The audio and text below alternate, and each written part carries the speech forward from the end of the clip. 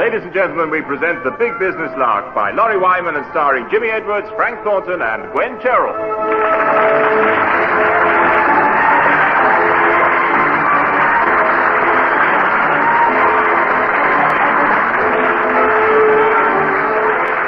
We all like something for nothing. That's why we have homes full of plastic tulips that smell of soap powder, ballpoint pens that have just enough ink in them to write half your name, and funny little gadgets that are supposed to shuck peas, peel spuds, remove dandruff, mow the lawn, sharpen knives, clear woodworm, clean paint, repair boots or punctures. All for sixpence. And a special gift voucher. We also have rooms full of books we didn't ask for, but which we could keep for 7 days and get for 5 shillings off publication price without obligation. Unfortunately, it would cost us 6 bob to post the beastly thing back, so we're stuck with it. Every large firm has these so-called free gift offers these days, and Sir Charles Boniface, the managing director and chairman of British United Plastics, is about to discover that his organization is no exception. Hello, Edith. Is my father in his office? Oh, yes, Mr. Frank. But I'm not sure that Sir Charles wishes to be disturbed. What's the time? Oh, yes. Well, it may be time for Watch with Mother on the telly, but this is important. He'll be very annoyed, you know. He's following the serial. Possibly, but this gentleman is an even more annoyed customer. Come all the way from Cardiff, I have. By train? Well, I'm very glad you didn't walk. Perhaps I could help. No, Edith, you can't. Mr. Evans is determined to see Sir Charles personally. Oh, dear. I'm in favor of that, actually, because I can't wait to see Father's face when he hears what the complaint is. He may go off bang. It's nothing to laugh at. Practically fraud, if you ask me. Quite. Edith, perhaps you should come with us. I think I can promise you it'll be worth it. Very well. But if Sir Charles does go off bang, I shall be the first to tell him that this was your idea. Stop doing that! I just got the picture right, and now you're making Andy Pandy's hat go all floppy. All these floors up, and he still won't have an outdoor aerial. The indoor one came with the set. Free. Ah. I shan't warn you again. Now Teddy has got wobbly legs. I'd hate to tell you what's happened to Loopy Loo. Father, I must see you at once. I have a customer with me. Oh, very well. Come in. After you, Edith. This way, Mr. Evans. Oh, I shall never know the end of the plot now. Who's this? David Slewell and Gareth Evans, Sir Charles. I've come here from Cardiff. Oh, really? Well, nice to have met you. Call in any time you're passing. Have a good trip back. Mr. Evans has a complaint, Father. And may Edith and I have a bit of a giggle while he tells you about it? Certainly not a complaint. We can't have complaints of British United Plastics. Now then, Mr. Evans. Don't interrupt. What's all this about? I can't get it. And it's not my wife's fault, neither.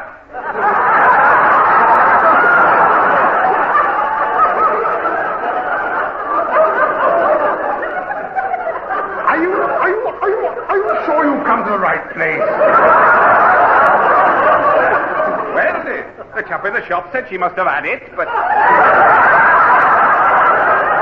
when she got home, she was certain she never had. Yes, well, I suppose she ought to know. I mean, Frank, just what is this Welsh leak talking about here? I never got a clue about it. Now, I haven't been to Cardiff, but what's this twit on about? He reckons he's been done. As well as his...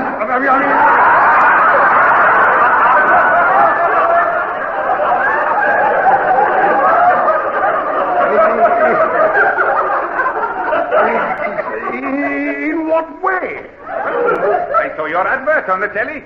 Special offer with every pint of polished Doomer hard, gloss, dazzling white paint. Oh, how kind. And that's the one where the chap paints a door, then kicks it. The paint doesn't scratch, but his shoe falls to bits. After they filmed it, he limped for a fortnight. Oh, these actors take things so seriously. Well, what about all this, anyway? Your advert also said there was a special offer until the end of the month. And I want to know why I haven't had it. What's more, I'm not leaving until I have. I don't think you're going to get it here. I mean, not making a lot of progress on this, are we? What exactly was this offer we made, Mr. Evans? I knew it. I knew somebody would ask. What the hell are you laughing about? I know what it is that he didn't get one of. I see. Well, Mr. Evans, yes, you will appreciate that in running a business empire on the scale of British United Plastics, I'm not always in touch with what those twits in our advertising department get up to. I bought a pint tin of polished humour, hard gloss, dazzling white paint. Yes, well, that much I know. On special offer. It says so on the tin. I brought it with me, so there. Well, don't harp. Why not? He's Welsh, isn't he?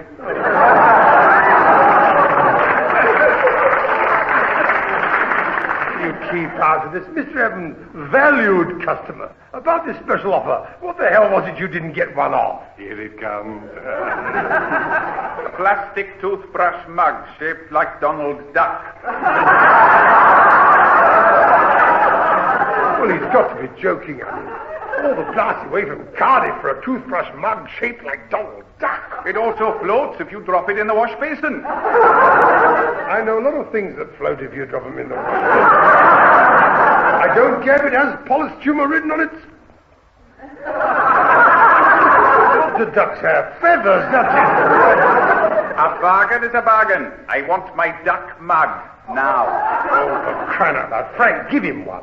We haven't any left. What? Now, Mr. Evans has been here quite some time, and he's seen quite a few people, you know.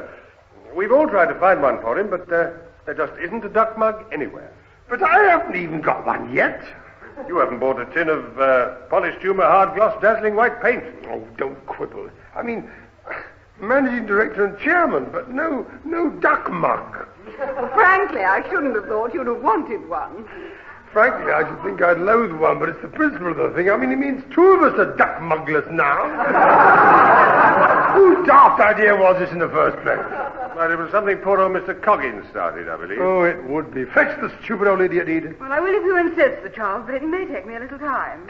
What his office is on this floor. His office is, but he isn't. He caught the wrong train from his home in Sevenoaks, as usual. Oh, not again. Where's the old fool ended up this time? Last time he phoned in, he was in Aberystwyth. Well, he certainly sees a heck of a lot of Britain trying to get to work, doesn't he? If he phones in again, you might ask him to drop into my home in Cardiff and tell the wife where I am. He'd be all right for a pot of tea. Meg always got a kettle on the hob. Do you mean your blasted wife doesn't know where you are, then? No, well, not really. You see, I went down to the shop, that's Williams, the do-it-yourself, to complain about not getting our duck mug. He said she must have had it, and I said she hadn't. So after the punch-up, he sent me on to your main dealers in Swansea. They hadn't got any duck mugs left either, so they put me on to somebody else in Monmouth. And from then it sort of grew until I ended up here. Fascinating story, isn't it? No. Oh. It's a pity you don't know our Mr. Coggins. You must have passed each other in your travels. You might have waved to each other. Yes, and hit him from me. Now, what are we going to... We must be serious. What are we going to do about this? I mean, who did we commission to make these blasted duck mugs? Let's go and see the idiots. That also may take a little time. I've looked it up, and we bought them from the Union Jack Sculpture Company, Britannia Works, Hong Kong. See, well, the customer is always right with British United Plastics. Cable the inscrutable twits and tell them to fly another crate of the blasted things over here. Unfortunately, as soon as they got our check, the company turned it in and left the little back room they were making them in because they'd admitted to pay the rent. I can never win, can I? Well, there must be somebody, somewhere, who can make Donald Duck toothbrush mugs. There'd better be, otherwise I'm suing. Yes, you look like a bit of a sewer, I must say. There is that chap who did the big sculpture on the front of the building, Sir Charles. What do you mean? That one with all those bumpy birds being chased by big blokes with pickaxes and old men with rampant sextants here. It is supposed to represent industry. I'll bet it is.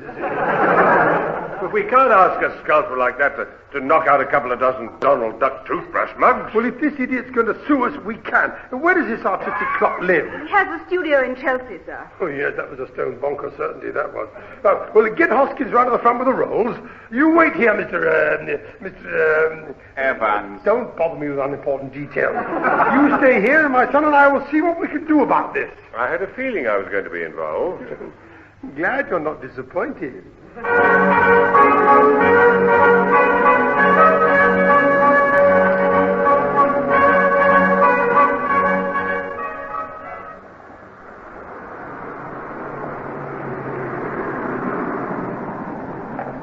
Good grief. Is this it? Evidently. One must assume that the rent is incredibly low. Yeah. All that muck he hung on the front of our building was the only thing he ever did. Incidentally, I wonder if he used models for that. If he did, there might be one or two hanging about here, right? Come on. There won't be one that looks like Donald Duck anyway. At least I hope there won't. 6 to 4, he's as nutty as a fruit cake. Oh, hello, it's dear Sir Charles, isn't it? Your gorgeous secretary phoned me. I was right. Oh, you've sorted me out one ear, you have. Do please come in. You sure the floorboard will stand his weight? That'll do. Oh, lovely. Lovely, the perfect profile. Positively classic. Thanks very much. Not you, him. I can see it now, 40 feet high in marble on the top of an hill with the sunset behind. I think there may be a slight misunderstanding. We don't want a statue of him. I mean, let's face it, he's larger than life already. Oh, you're just interested in the bust, then?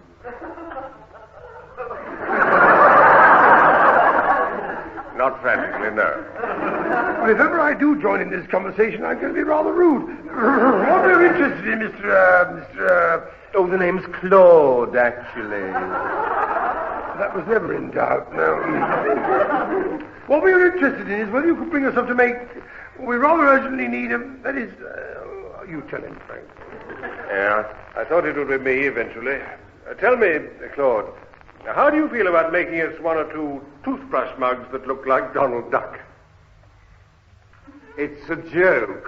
Unfortunately, it isn't. We need the blasted thing. Then forget it. I didn't spend 6 months at the Morden College of Art to bash out toothbrush mugs. Oh, you were there 6 months, were you? Having viewed the monstrosity that you stuck halfway up our wall, you surprised me. I should have thought it was more like a fortnight. Well, I was there for 3 years, actually, but the rest of the time I was on strike with the other students. That would account for it, yes. Right then, Claude, what pose do you want me to... Oh, I'm ever so sorry. I thought you was ready for me. Well, he never will be, but I am. Down, boy. Remember your blood pressure. Remember your own. Mine's thinking for itself. Gladys, put on your dressing gown at once.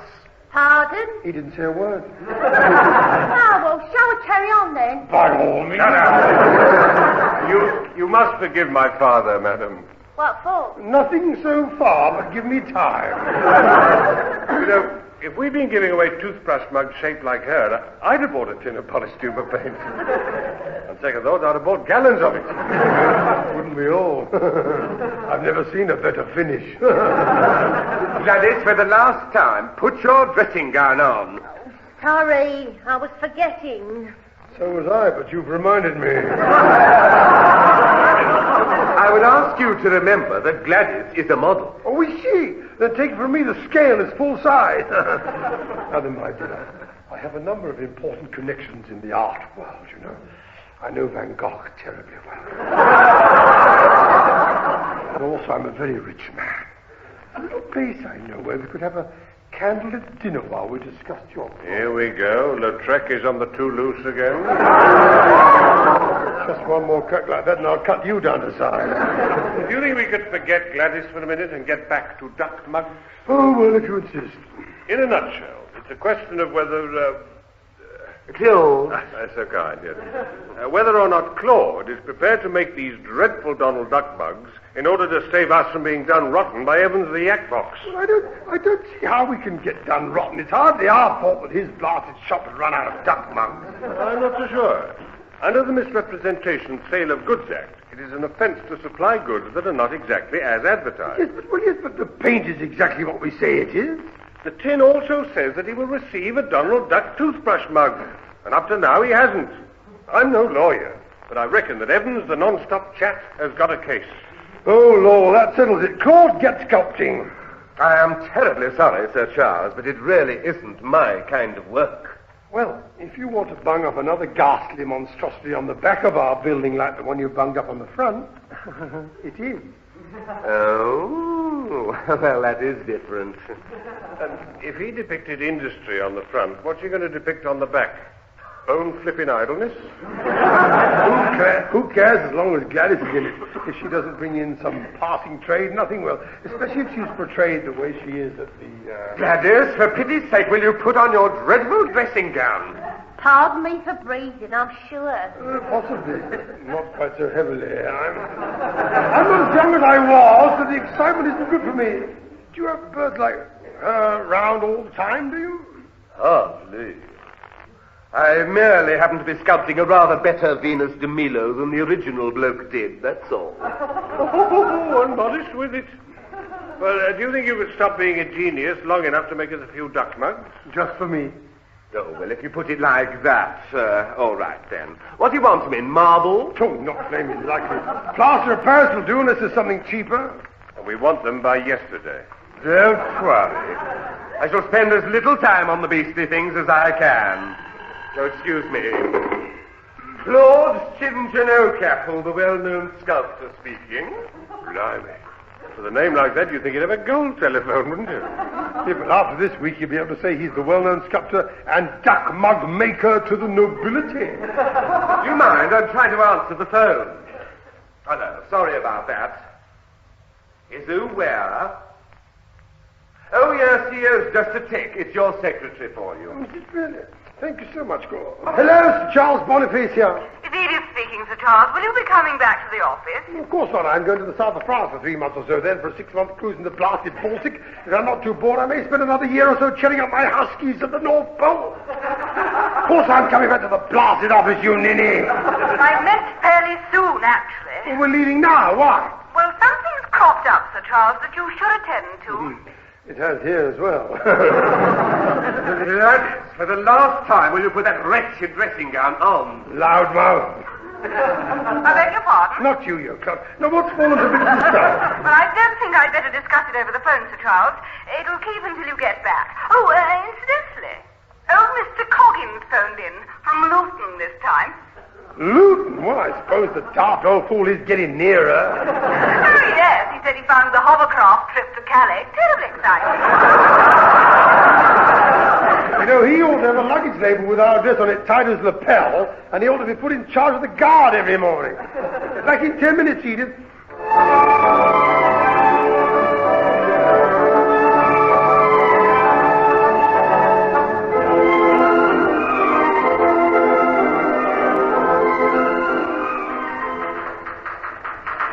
All right, let's have it, Edith. What's all the secret horror about? The suspense nearly killed him on the journey back in the Rose.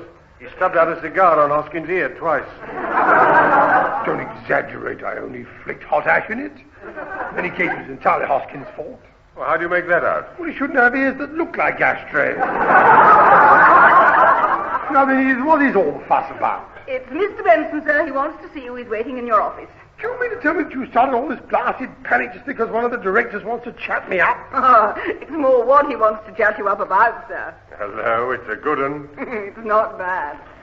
See, let's find out what further disasters happened that somebody else is suddenly going to be responsible for. Oh, by the way, what happened to our cheesed-off Cardiff customer?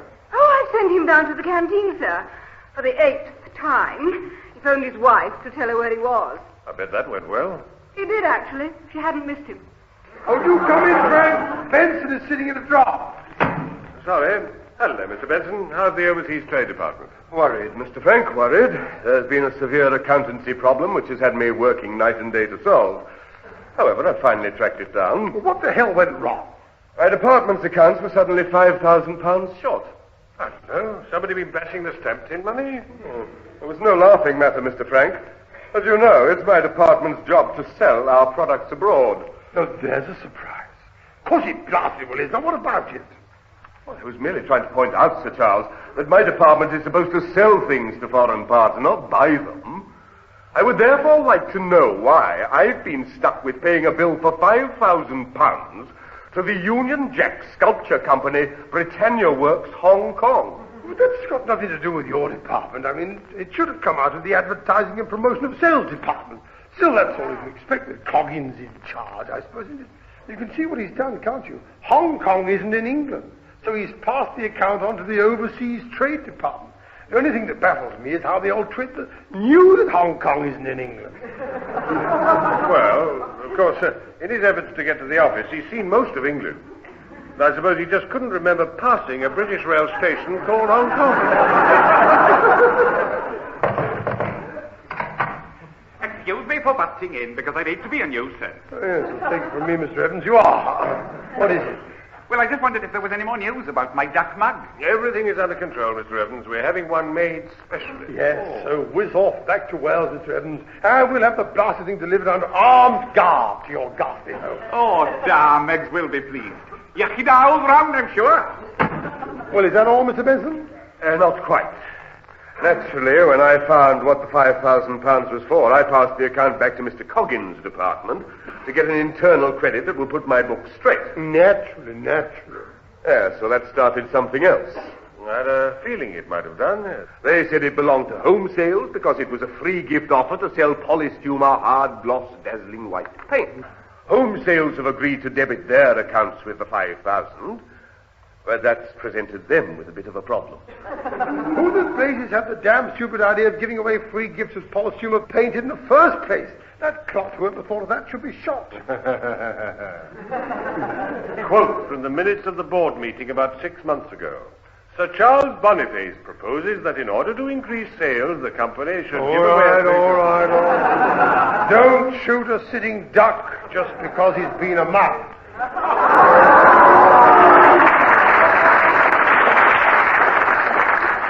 You spent hours working that one out. Well, I just thought it might drop into the conversation at some time. Drop in, it fell through the bottom of it. If I might be permitted to continue... Oh, I didn't think you were still here, Mr. Benson. Why don't you continue? Yes, sorry. Pardon? Yes. Home Sales hadn't allowed for this £5,000 for the free gifts. And in costing the whole thing, it now works out that for every pint tin of polystumer, hard gloss, dazzling white paint we've sold, we've lost 4p a quart. I think I'd like to go out into the woods somewhere, where it's quiet and peaceful, and kick 5,000 bluebells, 800 buttercups, and 6,000 daisies to bits. Bluebells aren't in bloom at this time. And if my size 12s get half a chance, they never will be. Now what? It's a Miss Bottomley on the phone for you, sir. I gather it's urgent, sir. All right, put the fool on. Right away, sir.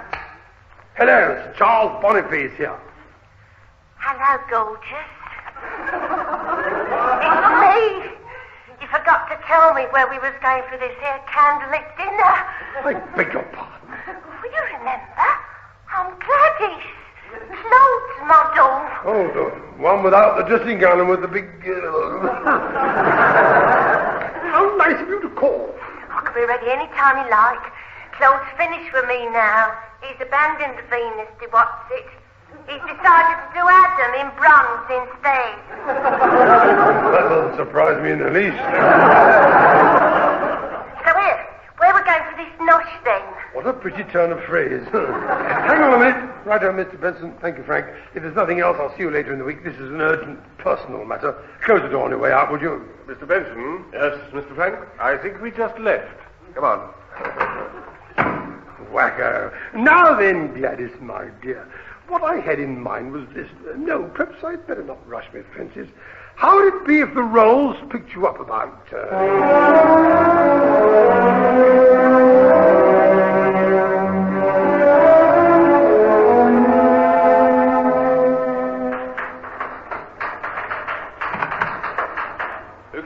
my missus.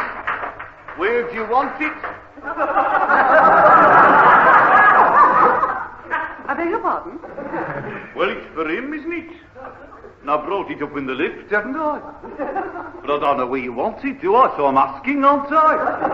But I don't know what you're talking about, do I? I mean, you brought what up in the lift? That there packing case. 8 foot high it is, isn't it? Marked for Sir Charles personal, innit? Nearly done myself a mischief lifting the perisher, haven't I? Well, then I wouldn't know, would I? I do wish you'd stop that. One moment, I'll ask Sir Charles where he wants it. Just wait here. Oh, go away wherever you are. I just got the picture right. That blasted door like that, you've given me a wobbly sooty. How very uncomfortable. Stanley, the lift man, is here with a packing case, and he wants to know where you want it put, doesn't he? He what? Oh, I'm terribly sorry. It must be infectious. He has a packing case for you, sir. Ah, lovely. That'll be me wallop. 8 foot high? Told me I must have overordered. Excuse me, Father, but what stupid twit has left a dirty great packing case just outside my office? I just barked my left trotter on the beastly thing. Can't Stanley the lift man get rid of it? Stanley, the lift man, brought it. Did he? With luggage like that, where the blazes is he going for his holidays? I gather it's for me. I seem to have overstocked the managing director's cocktail cabinet a little. Oh, a little. If that's full of booze, you'll be stoned out of your think box for a year. Just tell that ghastly liftman to bring it in, will you, Edith? Certainly, sir. And Mr. Frank is not to get so much as a sniff at one of the corks. Just bring it into Sir Charles' office, please, Stanley. In there? From here? Oh, just as well it don't weigh much, isn't it? Otherwise I'd never have made it, would I? Doesn't much. It should take 4 men to ship that amount of booze. Last short measure again, I suppose. Oh, don't just stand there. Open the beastly thing up. I was just about to, wasn't I?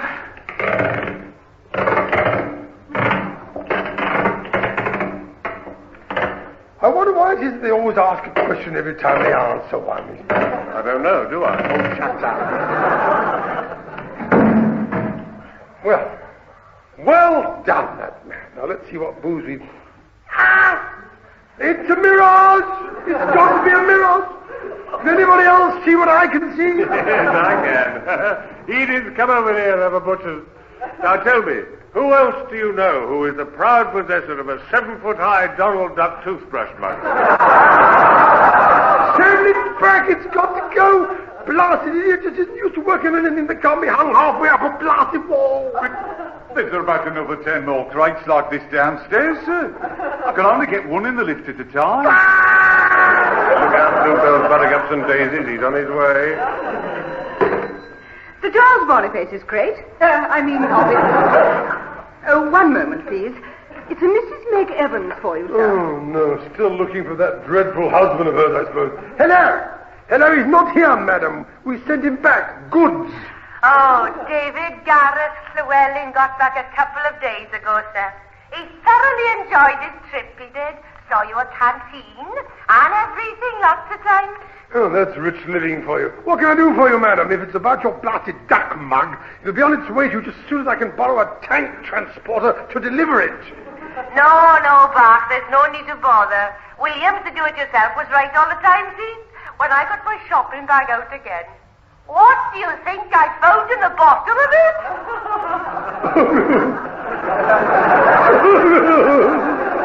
Oh, it's not fair. Oh, with stupid old bags like her about driving me up the ball, this job must be worth more than 20,000 a year. Oh, Frank, get the prices and incomes board on the other line.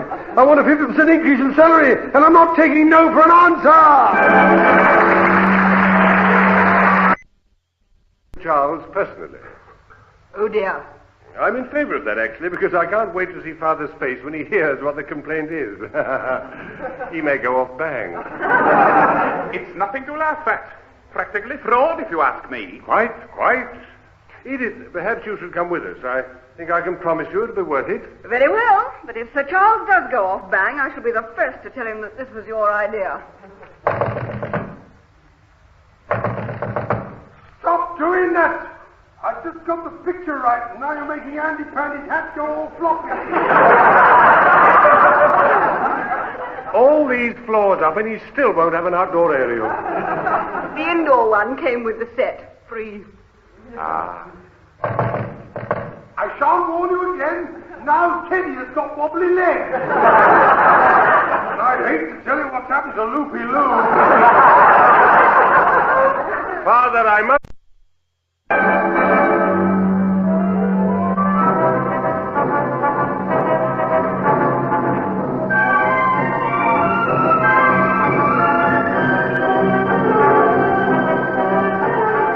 Ladies and gentlemen, we present The Big Business Lark by Laurie Wyman and starring Jimmy Edwards, Frank Thornton, and Gwen Terrell.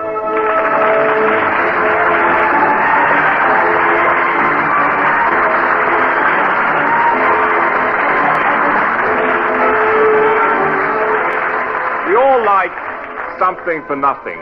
That's why we have homes full of plastic tulips that smell of soap powder, ballpoint pens that have just enough ink in them to write half your name, and funny little gadgets that are supposed to shuck peas, peel spuds, remove dandruff, mow the lawn, sharpen knives, clear woodworm, clean paint, repair boots or punctures. All for sixpence. And a special gift voucher. We also have rooms full of books we didn't ask for, but which we could keep for 7 days and get for 5 shillings off publication price without obligation. Unfortunately, it would cost us 6 bob to post the beastly thing back, so we're stuck with it. Every large firm has these so-called free gift offers these days, and Sir Charles Boniface, the managing director and chairman of British United Plastics, is about to discover that his organization is no exception. Hello, Edith. Is my father in his office? Oh, yes, Mr. Frank. But I'm not sure that Sir Charles wishes to be disturbed. What's the time? Oh, yes. Well, it may be time for Watch with Mother on the telly, but this is important. He'd be very annoyed, you know. He's following the serial. Possibly, but this gentleman is an even more annoyed customer. Come all the way from Cardiff, I have. By train.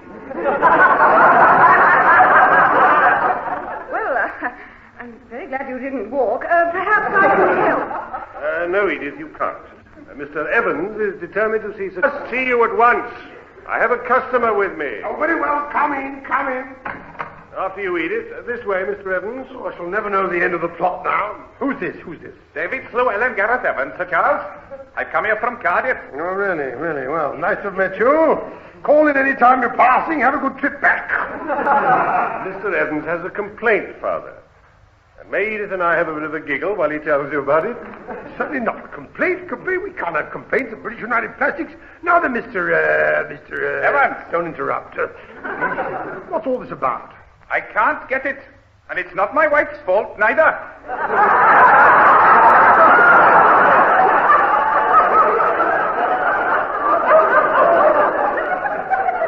Are you sure you've come to the right place? Well, the chap in the shop said she must have had it, but... when she got home, she was certain she never had. Well, I suppose she ought to know. I mean, Frank, just what is this Welsh leak talking about here? I never got a clue about. I mean, I haven't been to Cardiff. But what's this twit on about? He reckons he's been done. As well as his. I mean.